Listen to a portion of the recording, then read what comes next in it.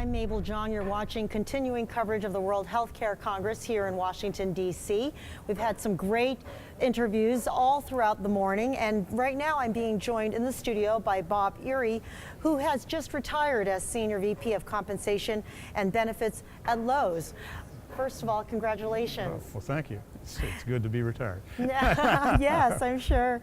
Now, even though you are no longer actively at Lowe's, you do still have some very valuable thoughts on why employers should pursue a direct contract when it comes to healthcare.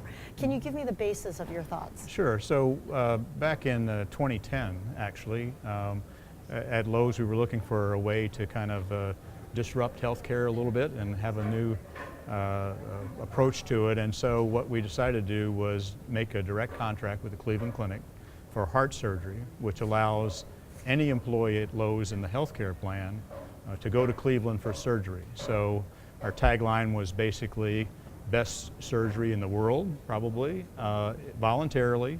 But if you elect to go to Cleveland, we pay for transportation for you and a companion, and housing and all the costs at Cleveland with no deductible and no out-of-pocket. So we're really looking to sort of disrupt, I guess if you will, with a different kind of thing. And so for employers, there really are several different advantages, some financial and some not financial. Probably I'd like to highlight kind of the non-financial ones up front, because when you talk about a paradigm shift, both our employees and our providers, all employers to employees and providers, they think that the only thing we do in our healthcare plan is make changes to save money.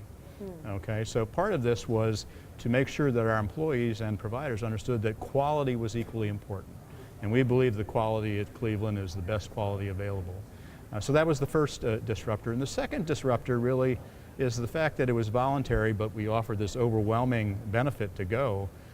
It got our employees thinking differently and thinking that automatically what their local doctor tells them isn't necessarily the right treatment plan, and that they had an option. So those two things really changed the way employees at Lowe's thought about how to deal with health care. And then on the other side, financially, yes, it does save us money. Even after paying for the benefit that I described for transportation and so on, we still save about $5,000 on average on every operation. And that's just the upfront cost. What we save down the road is even more important.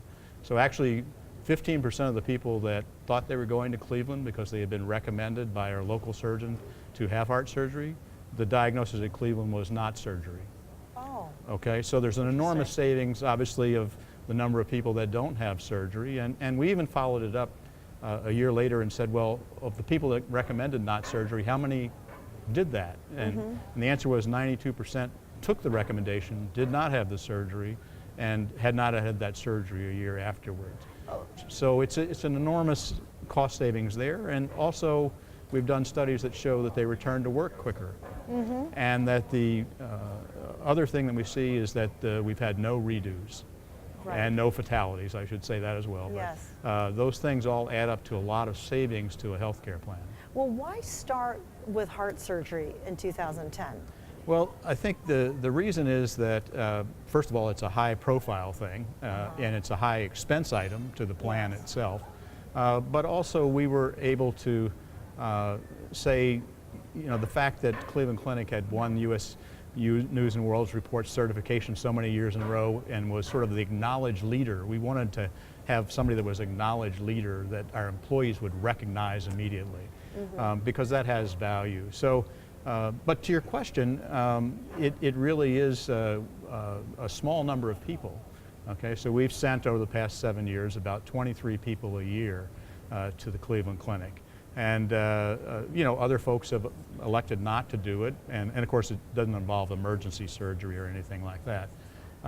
But it creates sort of mythic stories in your healthcare plan. So many of the people that have gone to Cleveland, you know, write directly to Lowe's chairman and talk about how great the benefit is, and it gives the employee perception of the value is tremendous, and helps improve their perception of the value of the health plan that we offer. Did you experiment this with other types of health conditions? Well, we've since expanded it, okay, to other conditions. So one of the things that we wanted to do was look at other conditions, particularly conditions that were both high cost and also ones where many of the indications are that there was waste in the system. So we've now expanded to offer knee and hip and back and spine surgery at centers of excellence. In those particular cases, we have 6 centers of excellence around the country. So it's a little more geographically close to people. Although people can choose which center of excellence they go to, it does not have to be the closest one. And the advantage of that is the economics are a little bit different. So we offer the same benefit of free, but we basically, with the travel costs, break even on the upfront cost of the surgery. Again, the savings are all on the back end in the results. So again, and we found in the knee and hip surgery, 15% of the people that think they're getting surgery are recommended not, and again, over 90% of them take that recommendation and don't have the surgery. In back and spine, it's in the 40% plus category. So now you're talking about quite a few operations, and the volume is so much greater. So in each of the first 2 years, we've sent 250 people to centers of excellence for knee and hip, and another 250 for back and spine. So now, as the years roll on, almost every store, every one of Lowe's 2,000 locations, has had somebody that's experienced a center of excellence approach, and it's just been overwhelmingly positive. What other message or takeaway are you leaving with attendees at this conference? Well, I think what we're trying to do is get other people to agree that this is an approach that works, okay?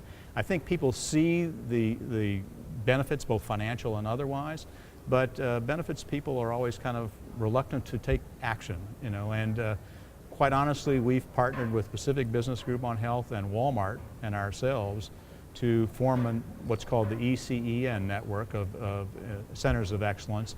And the reason that we did that was to try to make it easy for other employers. So PBGH actually holds the contracts, does the certification, all of the things that are sometimes difficult. So to be quite honest, the first contract with the Cleveland Clinic took me over 2 years to negotiate. Wow.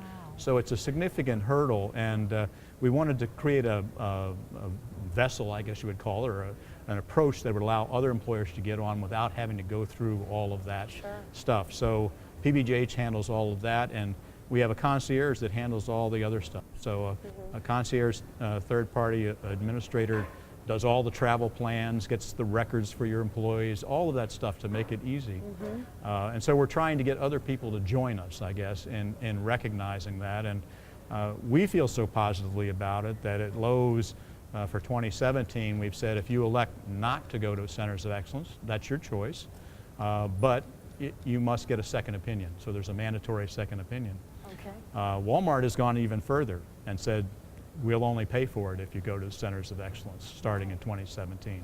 So I think both of us have demonstrated results, and we hope we convince some others to join us. So. It sounds like quite the legacy you've left, Bob. May I ask you why you've got a number of opportunities to speak at conferences all during the year. Why choose the World Healthcare Congress? Well, I think it's a good opportunity for us to, particularly in partnership with PBGH, there's a track here that actually was very directly involved with the Centers of Excellence and the opportunity. So whenever conferences have something that's pointed exactly at that, obviously it's a great opportunity for us to, again, publicize and hopefully get some other joiners here. Right. So. All right. Thank you, Bob. Good luck to you. Thank you so much. Thanks very much. And I'm Mabel Jong. Thanks for watching. Many more interviews to come. Stay tuned.